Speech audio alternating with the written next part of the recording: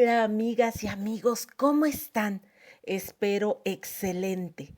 Hoy les quiero hablar de un pasaje de nuestra historia que marcó lo que somos como país. Nos dio la continuidad de la independencia, ya que a través de este hecho se siguió con el movimiento hasta la independencia misma, convirtiéndonos en lo que somos ahora, Estados Unidos mexicanos, un país, México, y es los últimos días del cura Hidalgo, con lo que marcó el impulso insurgente, la independencia de México. Así que, comenzamos. A finales del mes de julio de 1811 fue el fatídico día en que lo fusilaron y la rebelión pareció definitivamente aplastada, pero los ideales del cura Hidalgo y de muchos que estaban con él no murieron. Pero esta parte de la historia se las comentaré en otro video. Como todos sabemos, de sus batallas hubo una clave que nunca pasó y fue el peor error de su vida: el no atacar la Ciudad de México, a pesar que Ignacio Allende recomendó que se atacase la capital, pero el cura Hidalgo, desoyendo el excelente consejo compartido por los restantes jefes militares, no quiso avanzar hacia la Ciudad de México, un error enormemente fatal.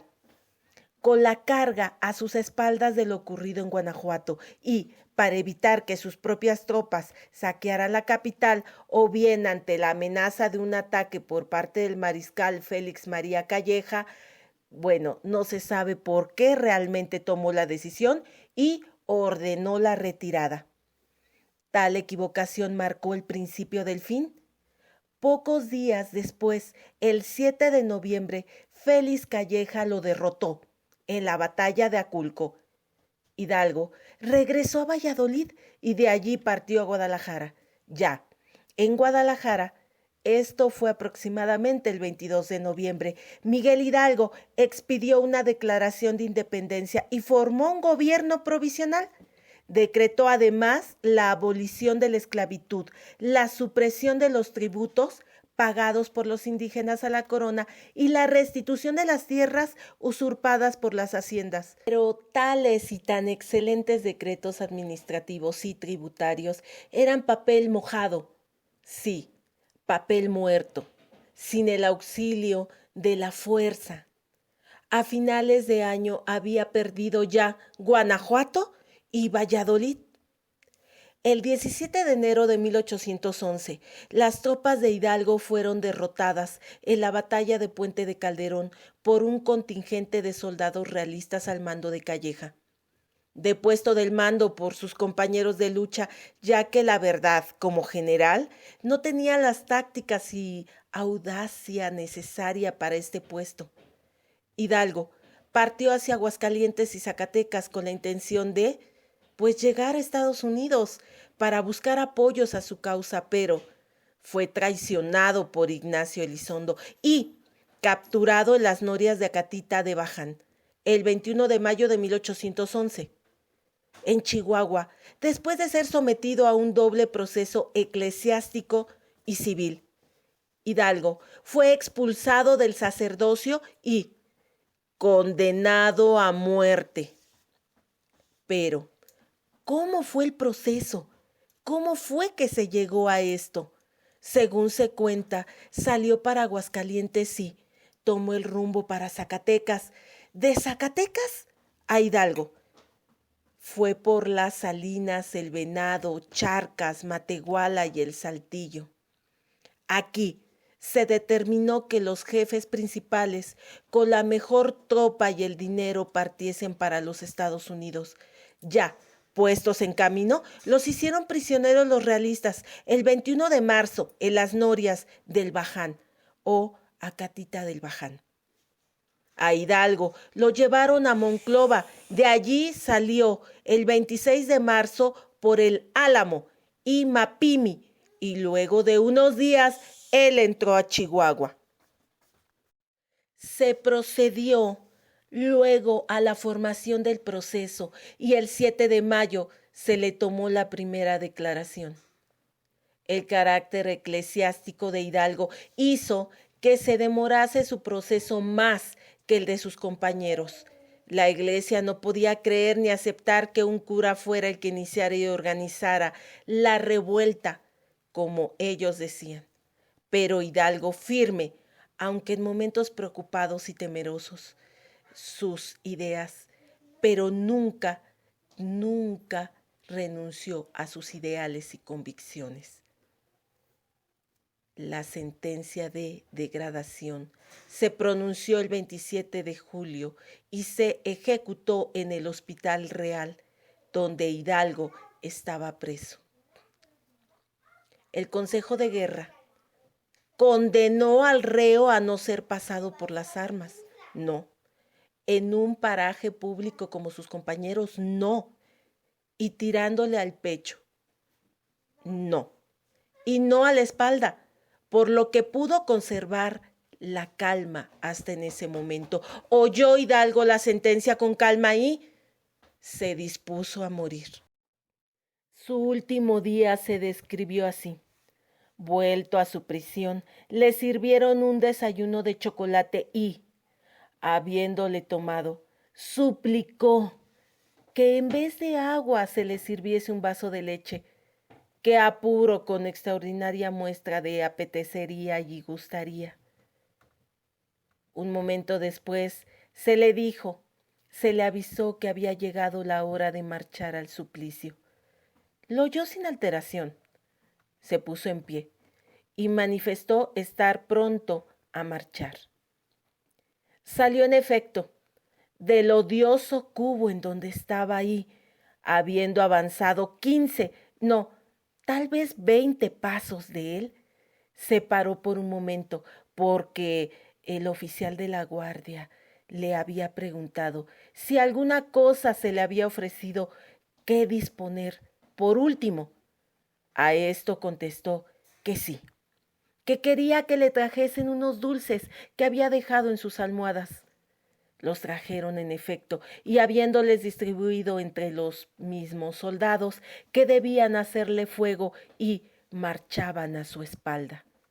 De esta forma los alentó y confortó con su perdón y sus más dulces palabras para que cumpliesen con su oficio.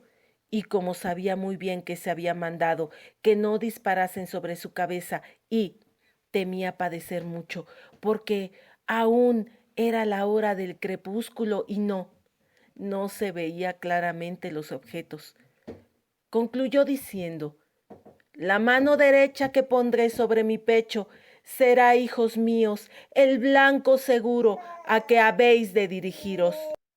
A diferencia de lo que se hizo con los otros héroes, que fueron ejecutados en la plazuela que queda a la espalda de dicho edificio y donde hoy se encuentra el monumento que nos lo recuerda, y la nueva alameda que llevó su nombre.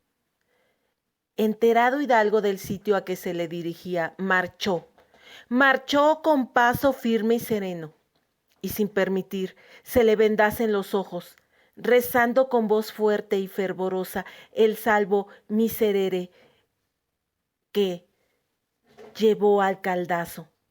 Le besó con resignación y respeto.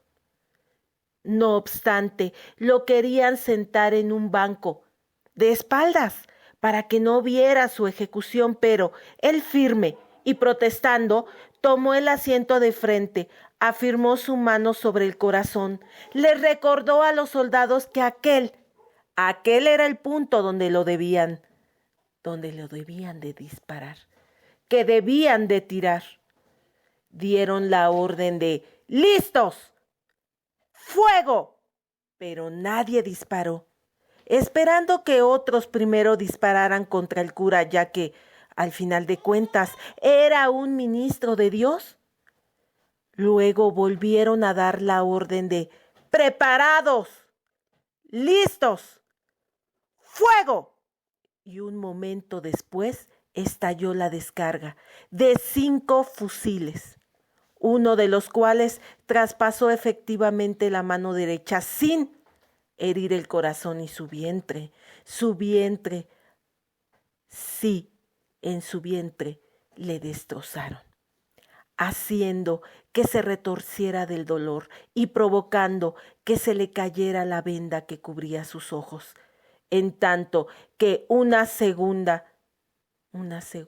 vez volvió a herirlo en el mismo sitio y provocando que salieran gruesas lágrimas de sus ojos.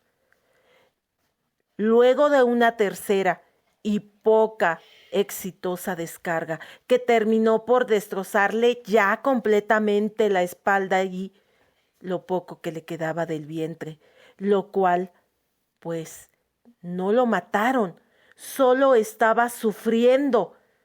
Pero ellos, los soldados, no se animaban a terminar su misión. A Hidalgo se le dieron 2 tiros de gracia. Sí, 2 tiros, disparados a quemarropa contra su corazón, para acabar con su vida.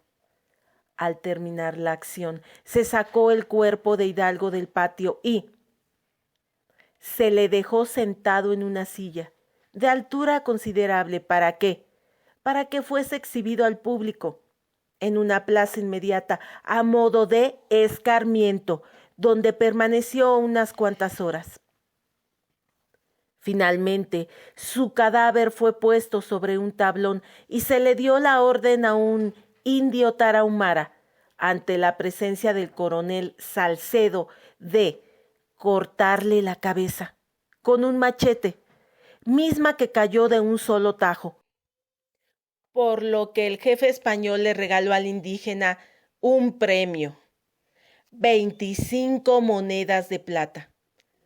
El cuerpo decapitado de Hidalgo fue enterrado en la capilla de San Antonio del templo de San Francisco de Asís, en la misma ciudad de Chihuahua, mientras que su cabeza fue enviada junto con las de Allende, Aldama y Jiménez, con rumbo a Guanajuato, para ser colgada en la Alhóndiga de Granaditas, por ser el lugar de su primer triunfo, a modo de escarmiento a la población.